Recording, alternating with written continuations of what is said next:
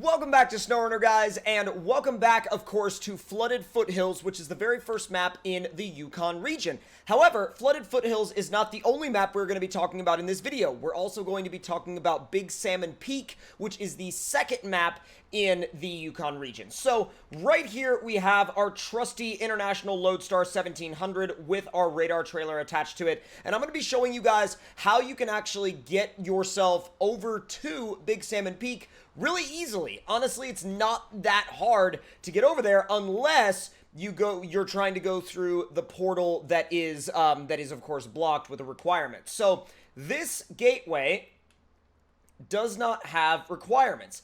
This gateway, you can actually just find your way out here and beam right into Big Salmon Peak. Now, I'm going to zoom all the way out, and I'm going to show you guys how you can get out here, especially if you're starting off at the garage. So if we start right here at the garage, right here, basically what you would do is you would leave and make a right, follow the pavement, which turns into dirt, keep following it, cross this bridge right here, and you'll go past a little conveyor section and then another little built-up area here, cross a bridge, and then another bridge, and then as you get a little closer, you'll notice that, and also you have a really convenient fuel station along the way. You'll notice that you could either go through here, through this very heavily flooded road, or you could just drive along the train tracks and just ease your way on down to the railway station, and then leave the railway station, continue to take the train tracks, and then this is where you're going to discover your TH-357 forklift, which is currently sitting right there, or, well, forklift or telehandler.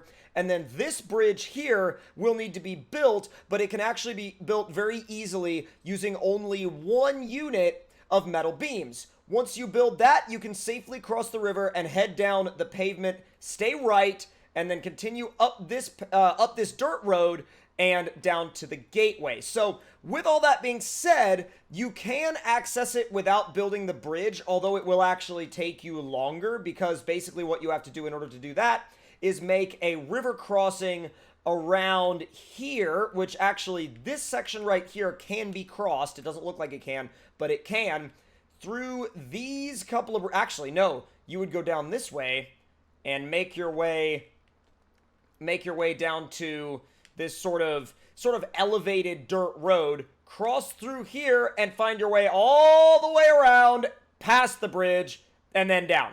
Now, there are arguments to be made for both ways of how to get there, but I would recommend just building the bridge and going at it that way.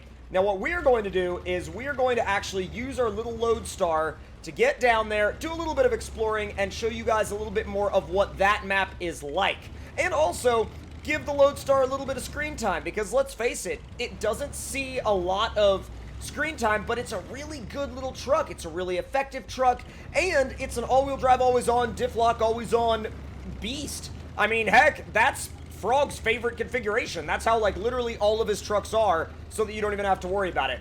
Now, the only thing about taking the train track route is the fact that, yes, you will have to kind of deal with the fact that if you get your axle kind of hung in a weird place on the train tracks, you're kind of bound to that, you know what I mean? You're kind of bound to stay there, but it's really not that big of a deal because you don't have to stay on the train tracks for very long, and it really does save time in terms of driving through the mud, because the mud down there is really bad. I mean, it's really deep, it's really treacherous, it's really bad, and honestly, I would just avoid it. I mean, unless you have a big old, like, Azov or something, I would just avoid it. So, let's go ahead and back up real quick. We can actually... Oh, no! But nevertheless, we are just about to come up on the Lodestar, and we're going to flip it over and fix it. So, I figured when we sort of tried to realign it and get it off the train tracks, I sort of figured that it would be, you know, just all okay, don't worry about it, and that it would just kind of scoot its way over to the side. That was not the case. The case was, in fact, much different than that. Hello there! Now, fortunately, this is a very high grip boy. So, let's see. Do you have a tow point on the back? Yes, you do. Lovely! Off we go, then! Oh my god, that's probably the easiest vehicle fix I think I've ever done. Like, it literally just fell right onto its wheels where it wanted to be. That's brilliant.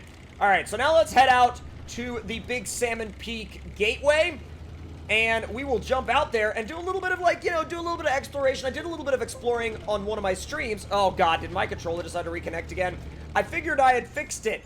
I tried really hard to fix it, and then it decided that it wasn't fixed, I guess. But either way, I did some exploring of Big Salmon Peak on one of my recent streams, and even though I did that little bit of exploring, I still want to take the portable radar unit out there, because the portable radar unit will see things that you won't see just driving around in a truck. And it's basically like having the ability to open up a watch point literally wherever you are. Like, you can open up any watch point at any time, you know, and you don't even ever have to worry about it. So let's go ahead and turn in right here. Thankfully, we did not become a flippy boy that time.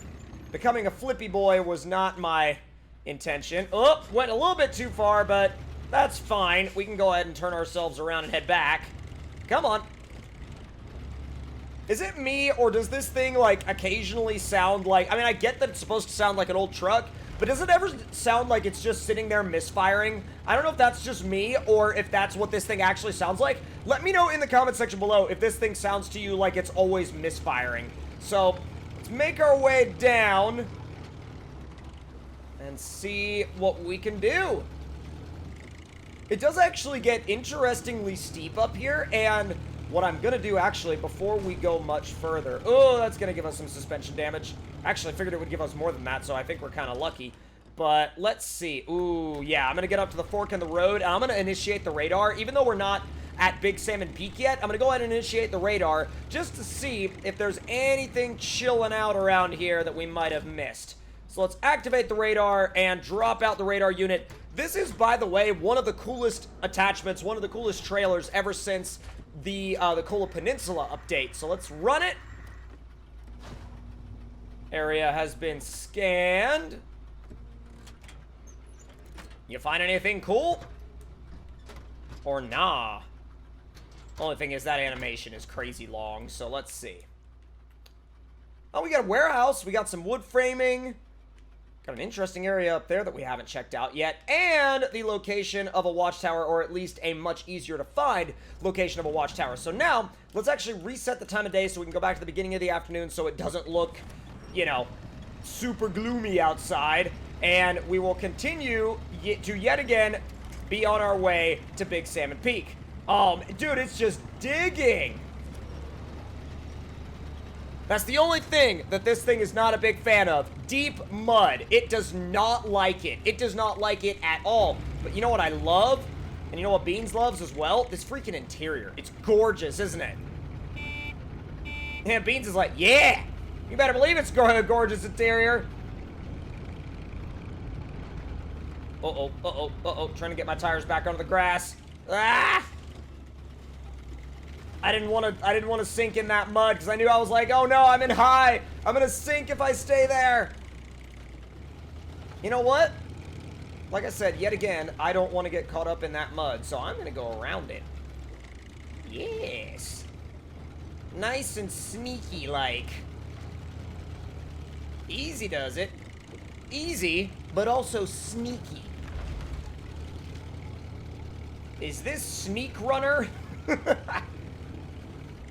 Now, once we make our way up here, this is going to be your gateway to Big Salmon Peak. And by the way, this gateway is pretty much just open from the get-go. I mean, it's just there for you.